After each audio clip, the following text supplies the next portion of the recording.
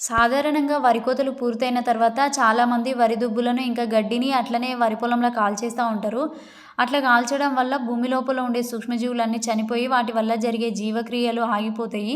ఇంకా నేల ఆరోగ్యం గూడా చాలా వరకి దెబ్బతింటది.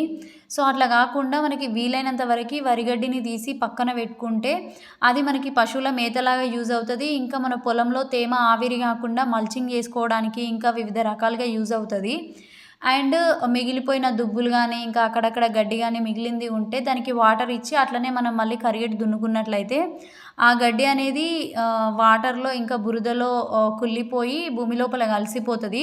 ఈ ప్రక్రియని మనం నాటేయడానికి ఒక 15-20 డేస్ ముందు చేసుకున్నట్లయితే అది బాగా కుళ్ళిపోయి మన భూమి లోపల కలిసిపోతది. దానివల్ల మనకి భూసారం గూడా కొంతవరకు పెరిగే అవకాశం ఉంటది.